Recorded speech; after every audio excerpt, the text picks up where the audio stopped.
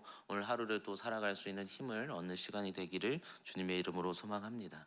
오늘은 우리가 위기를 기회로라는 제목을 가지고 함께 말씀을 나눠보고자 합니다. 우리는 우리의 삶을 살아가면서 종종 위기의 순간을 맞이합니다. 매 순간 맞이하기보다는 우리의 어떤 모습 속에서 어떠한 때가 되었을 때, 또 어떤 시기가 되었을 때 우리에게 어려움들이나 위기가 점점 우리에게 주어질 때가 있습니다. 우리에게 매 순간 주어지는 위기는 아니지만 가끔 우리에게 생기는 이 위기들이 우리를 더욱나 두렵게 하고, 또한 그 모든 것들을 이겨나갈 수 있을까라는 생각을 하게 되는 그 모습들이 우리에게 주어진다라는 것입니다. 근데 오늘 우리가 바라보고 있는 7장에 등장하는 스테반도 동일한 위기의 순간에 지금 있습니다. 우리가 잘 아는 이 스데반에게 주어진 일들은 다음과 같습니다. 수많은 하나님의 원하시는 그 일들을 위해 사도를 세우시고 사도 가운데 모든 일들을 감당하시지만 사도가 모든 일을 할 수가 없었습니다. 그래서 7직사를 세워서 그들을 통해 하나님의 일을 함께 나누어서 함께 동역하도록 하시는데, 그 중에 스데반을 통하여서 하나님은 또 일을 시작하십니다. 그리고 스데반을 통해 기세와 기사와 표적들이 많이 일어나는 은혜들이 주어지죠.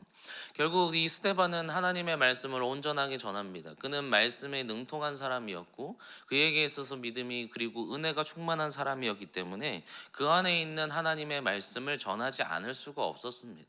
결국 스데반은 여러 사람들에게 말씀을 전하기 시작하는데, 그 스데반의 영향력이 너무나 커지고 또한 그의 말 속에 기사와 표적이 일어나는 그 모습을 통해서 유대 지도자들은 그의 모습이 눈의 가시처럼 보이기 시작했습니다.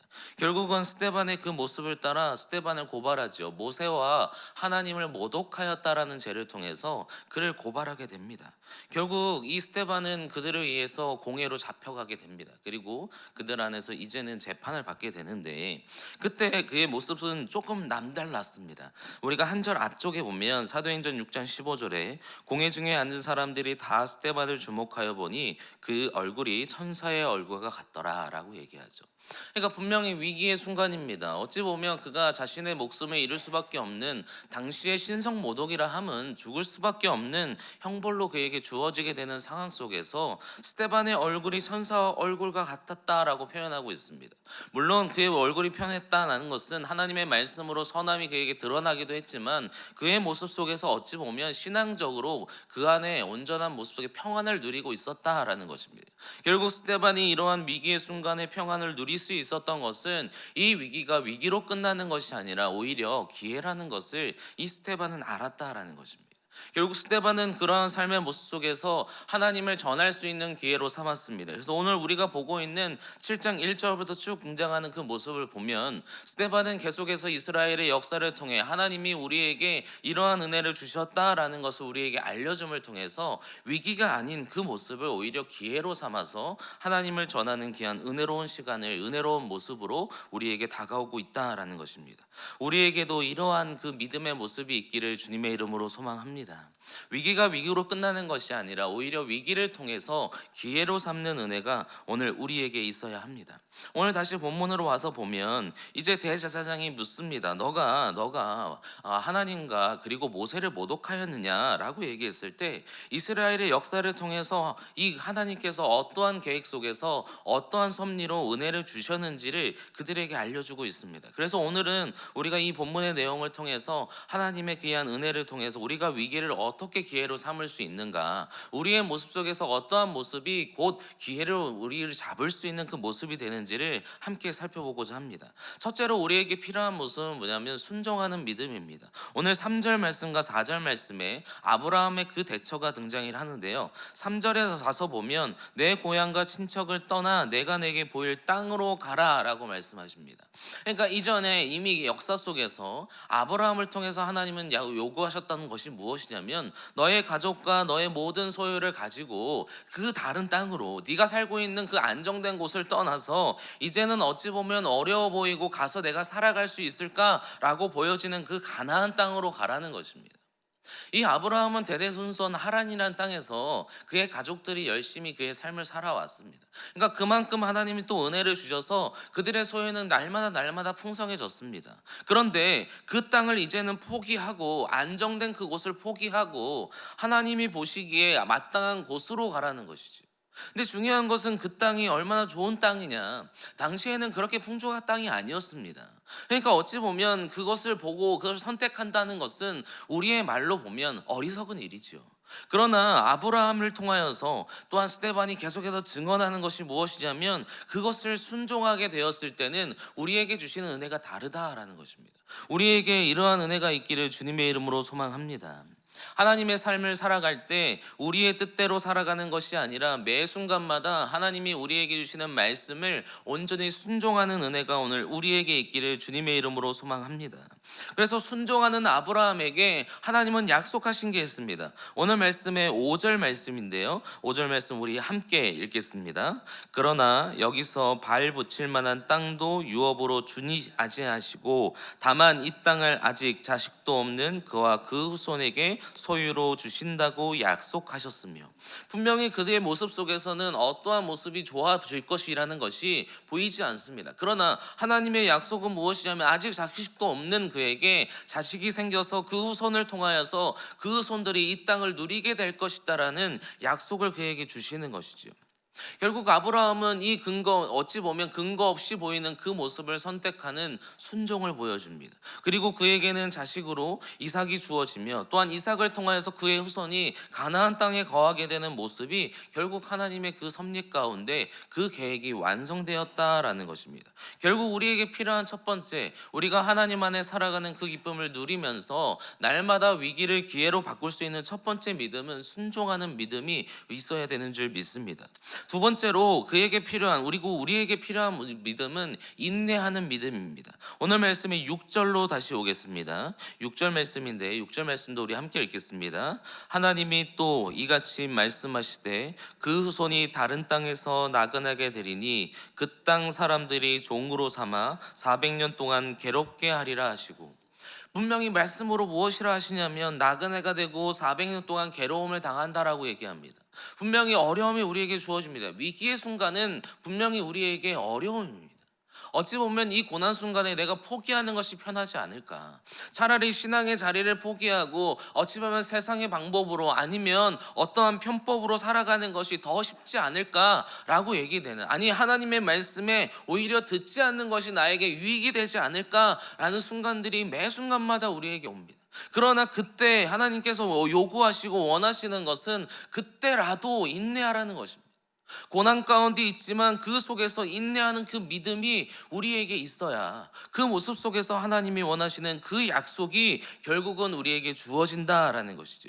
7절에 보면 또 이르시되 종삼문 나라를 내가 심판하리니 그 후에 그들이 나와서 이곳에서 나를 섬기리라 하시고라고 얘기하죠. 인내하는 그 끝에는 결국 소망이 이루어지는 것, 인내는 연단은 소망을 이루는 그 은혜가 오늘 우리에게도 동일하게 있기를 주님의 이름으로 소망합니다. 결국 계속해서 주어지는 본문의 말씀에 보면 아브라함의 시대가 지나고 이삭과 야곱과 그 다음에 요셉의 시대가 되었을 때 요셉 속에서 하나님이 원하시는 것은 무엇이냐면 그의 가족을 하나님께서 구원하시는 거예요. 10절에 가서 보면 모든 환난에서 건지사라고 얘기하죠. 요셉도 어려운 삶을 계속해서 살아갑니다. 어찌 보면 형제를 통하여서 비난당하고 팔려가지요. 그리고 자신이 열심히 일하여서 인정받지만 어느 순간 또 그는 모략을 통하여서 또 어려움을 당하게 됩니다. 매 순간마다 내가 살아갈 수 있을까라는 그 두려움 속에 살아가는 요셉이 끝끝내 인내하였더니 결국은 그를 통하여서 애굽의 총리가 되고, 애굽의 총리로 끝나는 것이 아니라 그의 가족을 모두 구원하게 되는 은혜가 그에게 주어졌다라는 것입니다. 우리가 이 요셉처럼, 그리고 스데반처럼, 그리고 아브라함처럼 인내할 수 있는 이유는 다른 것이 아니라 하나님께서 우리와 함께 계시다고 항상 말씀해 주시기 때문입니다. 9절 말씀의 끝에 보면 요셉을 시기하여 애굽에 팔았더니 그 다음에 뭐라고 얘기하냐면 하나님이 그와 함께 계셔라고 얘기합니다. 인내하는 자리에 하나님은 우리와 함께 하십니다. 어떠한 어려움과 고난이 우리에게 있다 할지라도 하나님은 항상 우리와 함께 하시는 줄 믿습니다. 우리의 모든 자리에서 하나님은 우리를 살펴보시며 가장 세밀하게 예민하게 우리와 함께 하시는 분인 줄 믿습니다. 결국 이 연단을 통해서 우리는 소망을 이루어가는 거예요. 하나님의 은혜 안에 인내하는 그 자리 속에 그 믿음의 훈련이 우리에게 날마다 주어지는 그 모습 속에서 참된 인내가 우리에게 주어지면 결국 우리는 소망을 이루어가는 완성이 우리에게 주어지는 줄 믿습니다. 마지막으로 세 번째는 우리에게 깨닫는 믿음이 있어야 합니다. 14절 말씀인데요, 14절에서 보면 그들의 가족을 다 청하여 데려옵니다. 그런데 데려오고 나서 이 요셉이 자신의 삶을 돌아보면서 그가 고백하는 것이 무엇이냐면 하나님이 이 모든 일을 계획하셨습니다.